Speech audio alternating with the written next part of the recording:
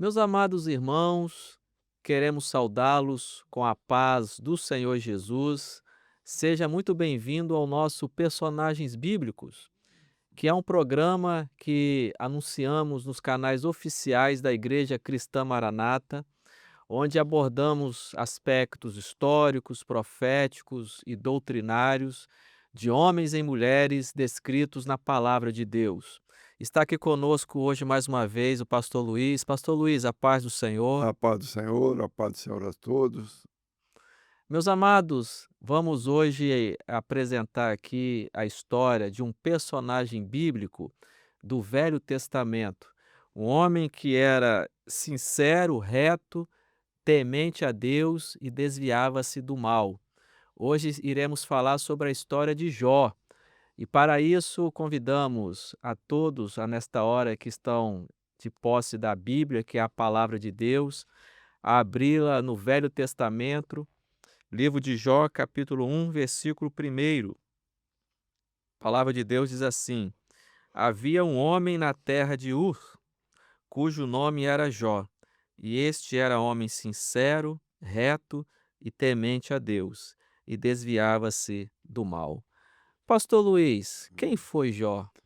Amém. Jó, pelo que nós entendemos na palavra, ele viveu no tempo dos patriarcas, né, antes da lei. E a palavra nos fala que ele era, além de ser um servo de Deus, então o versículo que nós lemos deixa bem claro, ele era um servo de Deus, mas era um homem próspero. Ele tinha fazendas, tinha bens, esposa, tinha filhos. A palavra fala que ele tinha 7 filhos homens e 3 filhas mulheres.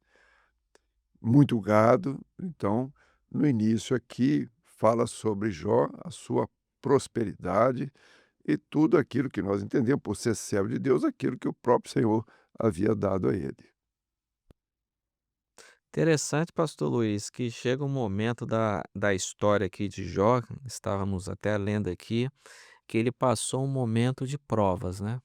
Isso, Onde Deus ele permitiu que o adversário fizesse certas coisas com ele, mas dentro dessa prova Deus estipulou limites também, não foi isso? isso. Então nós vemos aqui nas provas que Jó passou, a primeira prova, ele perdeu todos os seus bens. Aquelas riquezas todas, a fazenda, o gado. Você fala, a palavra fala que tinha camelos, bois, né? E a segunda prova foi da família, ele perdeu os filhos. E a terceira prova, ele perdeu a saúde. Agora é interessante, eu me lembro, há muitos anos atrás, numa reunião de pastores, um pastor surgiu um assunto a respeito de provas, né? E ele comentou uma coisa interessante. Ele falou que há 3 tipos de prova na vida do servo. E que muitas vezes as pessoas não atentam para isso. Nós estamos falando de provas. Então, a primeira prova, com relação à prova de bens material. Por exemplo, o servo perde o emprego. Segundo o que o pastor comentou, é a prova mais leve, né? O senhor não deixa ninguém passar necessidade, até a palavra é bem clara a respeito disso, né? Quando Davi fala, eu fui moço, agora eu sou velho, mas nunca vi um justo desamparado, nem sua descendência mendigar o pão. Mas a segunda prova, segundo o pastor, era da família. Às vezes um filho sai da presença do Senhor, né, uma situação do lar, e é uma prova, muitas vezes o Senhor permite. E a terceira prova é a enfermidade, segundo ele, que é a prova mais difícil, a prova da enfermidade. Aí depois nós analisamos aquilo que o pastor falou e vemos a experiência de Jó foi exatamente essa sequência, né. Porque o adversário, a palavra fala, ele foi até Deus e falou sobre Jó, "Está vendo? Jó é próspero, ele é servo porque ele é próspero". Co e o que que ele quis dizer? Não, uma pessoa sendo cheia de bens, né, tem saúde, tem família, tem tudo, é fácil servir a Deus. Aí o Senhor falou: "Não, então vai lá, você pode tocar nele, mas você só não pode tocar na vida dele". Aí ele perdeu os bens. mas continua servindo ao Senhor. Então, aquilo ali, aquela prova para ele, continuou glorificando o Senhor como servo de Deus. O adversário voltou, falou assim: "Olha, aí, mas ele ainda tem a família e tem saúde". Eu falei: "Não, vai lá", mais uma vez foi lá, tocou, tirou os filhos. É uma dor muito grande, porque eram 10 filhos, né. O adversário só foi aumentando a intensidade das A coisas. A prova pro foi Foi aumentando, o aumentando. Senhor permitindo, com a permissão do Senhor. E por fim, ele perdeu a saúde. Então nós vemos aqui aquilo que o Senhor fez, porque o Senhor tinha um objetivo. É importante nós entendermos, os irmãos entenderem, todos nós, de alguma forma, fomos e às vezes somos e seremos provados. Porque a prova, ela tem um significado muito importante para o Senhor. À medida que somos provados, o objetivo do Senhor é que nós sejamos aprovados. Para quê? Para algo, um propósito eu tenho para a nossa vida. Então, muitas vezes a gente vê, tem uma irmã que está sendo provada, uma luta, né, uma situação, às vezes até uma pequena enfermidade e tudo, mas o Senhor estava preparando essa irmã para o grupo de louvor. Algo maior, né. Passou na prova, aí ela é levantada. Nós temos uma outra experiência interessante para grupo de intercessão, às vezes o Senhor dá dons. Ó, o Senhor deu um sonho que o irmão vai estar como obreiro no grupo de intercessão. Ah, o senhor deu o sonho? Vamos aguardar. Ah, mas o senhor mostrou, vamos aguardar. O senhor vai provar, a não ser que ele já está sendo provado. O senhor vai prová-lo. Aí, de repente, vem a prova. Ah, ó, aquele obreiro lá perdeu o emprego. Glória a Jesus. Daqui a pouco, ó, o senhor abriu outra porta para ele. Glória a Jesus. Ó, o senhor deu outro dom. O senhor mostrou que é o momento. Você, vamos constar o momento. Então, ele foi provado, foi aprovado e só deu uma benção. Então, nós sabemos, por exemplo, o ungido, né? O ungido é um período de prova. Sim. É aquele que está sendo preparado para o ministério. E muitas vezes o Senhor permite as provas, né. Cada um sabe, né, das provas que passou, né, a gente se lembra da prova que nós passamos, mas o Senhor tem sempre um objetivo. Mas agora é importante nós entendermos que a prova é uma coisa, agora luta é outra coisa. A prova o Senhor permite, agora luta é a pessoa que arruma, né. Nós estávamos até citando exemplo aqui, a pessoa está empregada, mas o chefe é muito duro, muito difícil. Aí o que que a pessoa faz? Pede demissão, porque ele não, veja bem, não tem nem consulta. "Ah, vou consultar para pedir conta". Não, você pode até consultar se tiver outra porta preparada lá. Se eu consulta a outra porta, se eu permitiu, aí você vai consultar para pedir a conta, aí sim, porque você, não, a pessoa vai lá e pede conta. Pronto, daqui a pouco Faltou está sabedoria, né. desempregado, aí ele arrumou luta para ele, né, não foi o Senhor. Daqui a pouco está desempregado, passando necessidade, daqui a pouco não consegue pagar a prestação do carro, aquelas coisas que a gente já sabe, né. Então, é importante isso em todos os aspectos, até na saúde, a pessoa exagera um pouco, daqui a pouco está enfermo, né, não cuida da saúde, porque é importante, se nós somos do templo do Espírito Santo, nós temos diante do Senhor a responsabilidade de cuidar da nossa saúde. A pessoa não cuidou de saúde, daqui depois está enfermo, não vigiou, né, até espiritualmente. Então é bom a gente separar ali o que é prova, o que é luta. Então o Jó, ele foi provado pelo Senhor, depois nós vamos ver qual que é o objetivo do Senhor na vida de Jó. Agora lendo aqui, pastor Luiz, o capítulo primeiro, nós vemos dos mensageiros que foram dando o recado para Jó, né. É, "Ó Jó, caiu fogo do céu e queimou o seu gado, isso. teve um terremoto e seus filhos estavam dentro da casa, todos morreram". Só que nós vemos agora no versículo 20 a postura de Jó quando a intensidade da prova foi aumentando. Olha o que diz a Bíblia: "Então Jó se levantou e rasgou o seu manto e raspou a sua cabeça e se lançou na terra e adorou". É. Ele adorou. Interessante E que ele falou, né, "O Senhor deu, o Senhor tirou, bendito. bendito seja o nome do Senhor. E disse: "Nu saí do ventre de minha mãe e nu tornarei para lá. O Senhor deu, conforme o Senhor disse, e o Senhor tomou, bendito seja o nome do Senhor". E o 22 diz assim: "Em tudo isso, Jó não pecou, nem atribuiu a Deus falta Isso, alguma". isso. Ele não culpou a Deus por tudo aquilo que ele estava Ele sofrendo. entendeu que estava sendo provado. É claro que durante a prova, muitas vezes Jó foi levado ao limite, né, já foi levado muitas vezes, mas a palavra fala uma coisa interessante. A palavra fala que o Senhor não permite sobre nós nenhuma tentação ou nenhuma prova, nenhuma carga senão humana, nada acima daquilo que podemos suportar. Isso fica muito claro no Isso limite que Deus deu para o adversário: "Ó, você vai poupar a vida dele". exatamente, é isso mesmo. Houve ali um limite, né. Então Jó, ele foi provado até o limite dele, que era a própria vida, né. Agora, pastor Lino, nós estávamos conversando que essa prova que Jó viveu, ela era profética, Era, mostrando para a figura da igreja, né. exatamente. Aí eu queria que o senhor falasse para os nossos ouvintes, aplicando essa prova de Jó que ele viveu, hoje com a experiência da igreja, desde o início até os nossos dias. Nós vemos na palavra do Senhor, toda a palavra, o Senhor sempre mostra os 2 momentos da igreja. O momento da igreja primitiva, que a igreja prosperou, a igreja cresceu e usufruiu de todas as riquezas espirituais. E o momento que a igreja está vivendo agora, quando ela está próxima ao arrebatamento. Aí na palavra você vê 2 tábuas da lei.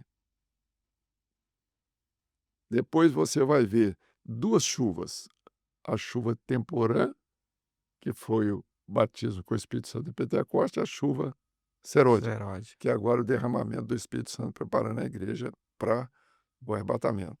2 vinhos, lá na boda de Caná.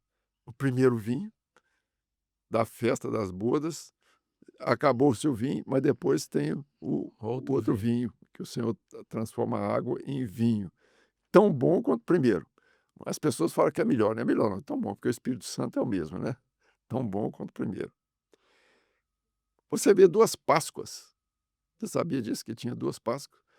Tinha a Páscoa do primeiro mês, para todos que estavam ali em Jerusalém, mas tinha a Páscoa do segundo mês, aqueles que estavam longe, aqueles que estavam impuros, então a segunda oportunidade.